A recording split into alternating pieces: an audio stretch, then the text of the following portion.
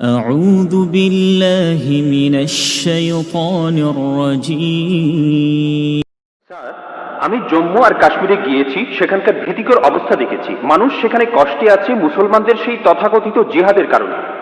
Sir, আমার প্রশ্নটা হলো, ইসলাম কি এইসব কাজের অনুমতি দেয়? যদি না দেয়, তাহলে এই জিহাদ শব্দটার অর্থ আসলে কি? কারণ পবিত্র কোরআনেই সূরা আরাফের 56 নম্বর আয়াতে বলা হয়েছে, তোমরা বিপর্যয় ঘটিও না। অথবা সূরা শুরার 40 নম্বর আয়াতে বলা হয়েছে যে প্রতিশোধ নেয়ার চাইতে ক্ষমা করা উত্তম। অথবা সূরা মাইদার 32 নম্বর আয়াতে বলা হয়েছে যে যদি কেউ কাউকে হত্যা করে, সে মানব জাতিকেই হত্যা করলো। স্যার, একই বিষয় নিয়ে আমার আরো প্রশ্ন আছে। সেটা হলো, ইসলাম ধর্মে কোন জিনিসটাকে আমরা বেশি গুরুত্ব দেব, ধর্ম বা মাযহাব, নাকি আমাদের দেশ, মাদারল্যান্ড, মাতৃভূমি বা কওম? অনেক ধন্যবাদ। ভাই, আপনি খুব সুন্দর একটা প্রশ্ন করেছেন।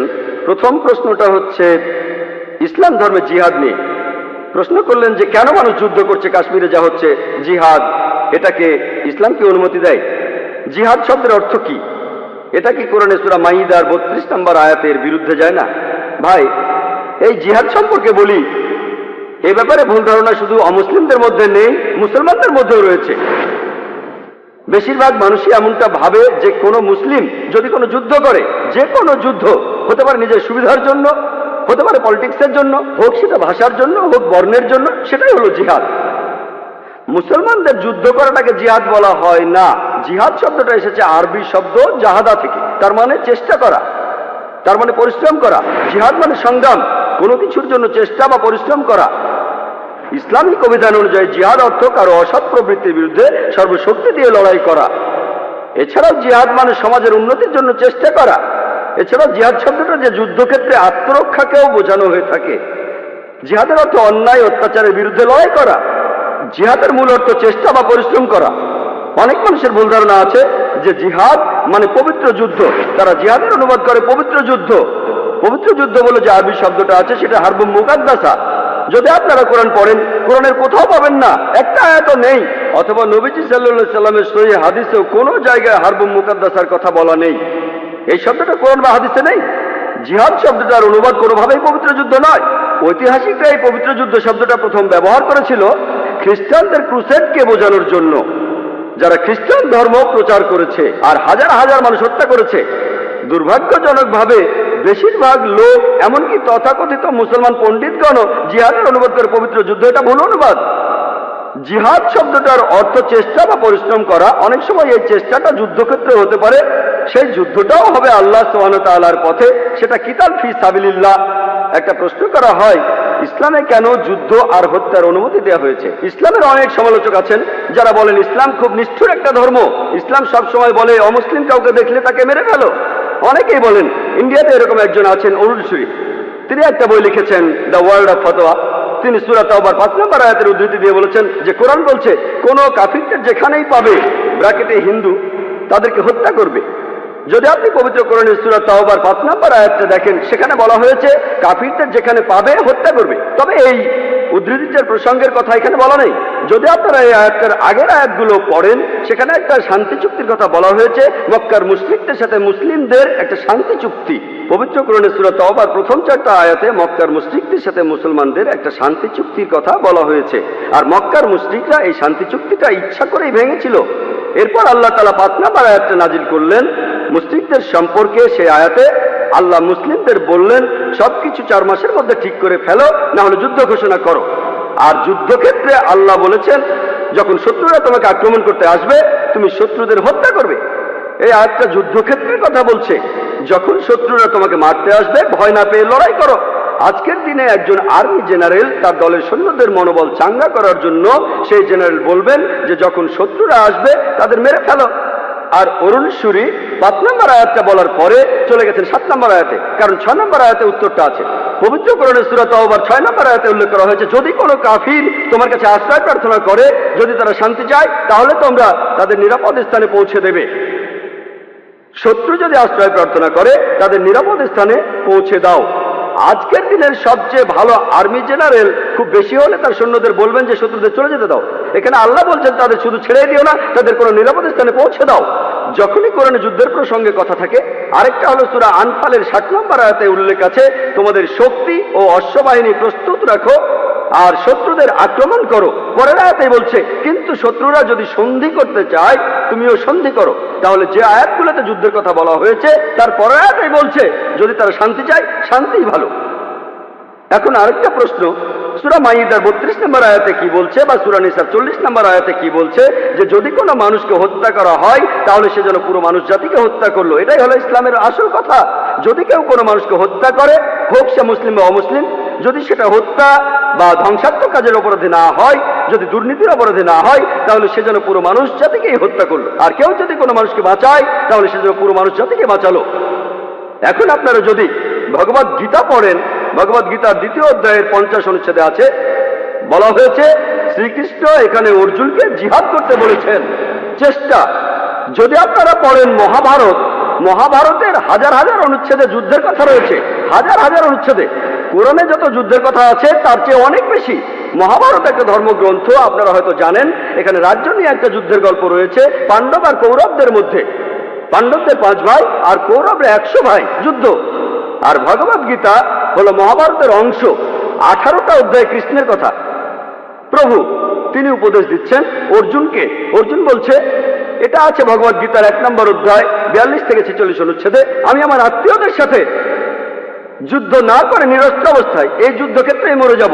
কিভাবে জ্ঞাতি ভাইদের সাথে যুদ্ধ করব? কৌরবরা আমার জ্ঞাতি ভাই, যুদ্ধ না করে আমি বরং যুদ্ধক্ষেত্রে নিরস্ত্র অবস্থায় মরে যাব। ঠিক তখনই শ্রীকৃষ্ণ জানেন তিনি কি বলেছিলেন? 2য় অধ্যায় 2 আর 3 অনুচ্ছেদে আছে, তোমার মনে এমন অশুদ্ধ চিন্তা এলো কিভাবে? এটা একটা পাপ।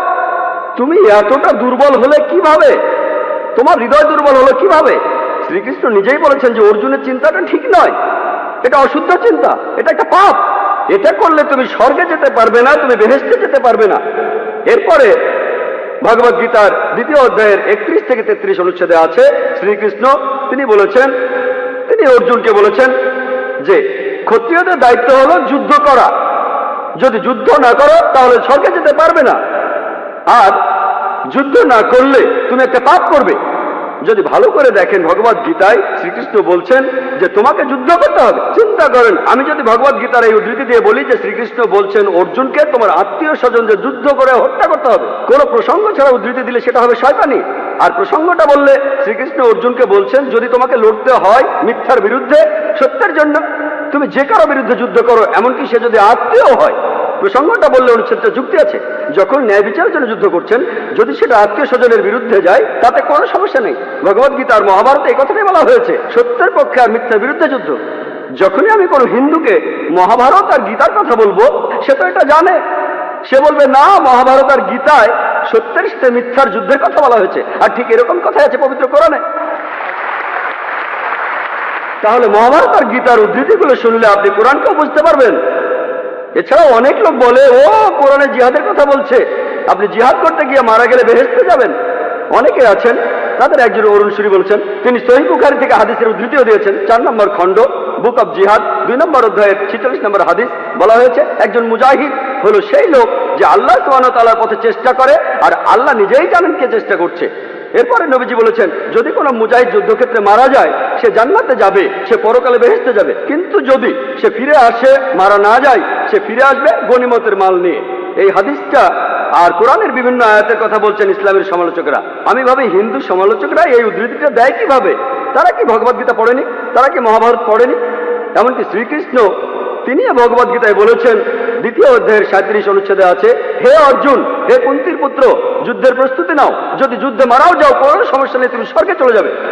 আর যদি তুমি জয়লাভ করে ফিরে আসো তাহলে তুমি এই পৃথিবীর ধন সম্পদগুলো পাবে। হাদিসে একই কথা আছে। তাহলে কৃষ্ণ যখন অর্জুনকে বলছে যুদ্ধ করো, সমস্যা নেই, যদি মারা যাও স্বর্গে চলে যাবে, যদি যুদ্ধে জিতে ফিরে আসো তুমি অনেক ধন সম্পদ পাবে। সহিহ বুখারীও একই কথা বলছে, কোরআনেও একই কথা আছে। তাহলে ধর্মগ্রন্থগুলো পড়লে আমরা একে অন্যকে ভালোভাবে বুঝতে পারবো। তাহলে ইসলামে যুদ্ধের অনুমতি আছে শেষ উপায় হিসেবে, আত্মরক্ষার জন্য, আর অত্যাচারের বিরুদ্ধে, না হলে নয়। আর জিহাদ অর্থ চেষ্টা বা পরিশ্রম করা। এবার আমরা দ্বিতীয় প্রশ্নে আসি, কোনটা বেশি ইম্পর্টেন্ট? এখানে বেশি ইম্পর্টেন্ট কি দেশের আইন কানুন মেনে চলা, নাকি মাযহাব বা দ্বীনকে মানা? যেন আমাকে প্রশ্ন করছেন আমার উপর কার দাবি আগে, আমার বাবার দাবি আগে না মায়ের দাবি আগে? ভাই, এর আইন আর ধর্মের আইন মানার ব্যাপারে একটা কথা বলি, আল্লাহকে মানার ব্যাপারে বলি। মহান ঈশ্বর আমাদের সৃষ্টিকর্তা, তিনি আমাদের চাইতে অনেক উপরে। ঈশ্বরের আইন মেনে চলাটা আমাদের কাছে সবচেয়ে ইম্পর্টেন্ট। অন্য যে কোনো আইনের চাইতে সে আইনটা যেই লিখুক না কেন, তবে আমি একজন ইন্ডিয়ান, আমি জানি যে ইন্ডিয়ার সংবিধানে এমন কোনো আইন নেই যেটা ইন্ডিয়ার কোনো মুসলমানকে তার ধর্ম পালন করতে বাধা দেয়। কোনো বাধা নেই।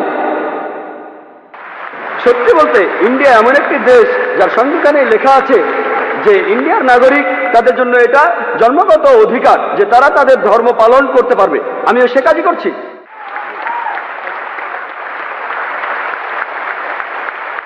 ইন্ডিয়ায় এমন একটা আইনও নেই যেটা আমাকে আমার ফরজ পালনে বাধা দেয় আর আমাকে দিয়ে হারাম কাজ করাতে বাধ্য করে। এমন কোনো আইন নেই। আমি 5 ওয়াক্ত নামাজ পড়তে চাইলে পড়বো, না পড়তে চাইলে পড়বো না। ইন্ডিয়ার সংবিধানে এমন একটা আইনও নেই যেটা আমাকে ভালো মুসলিম হতে বাধা দেয়। আমি এখানে আমার কথা বলতে পারি, আমি একজন ভালো মুসলিম আলহামদুলিল্লাহ, আর একজন ভালো ইন্ডিয়ানও।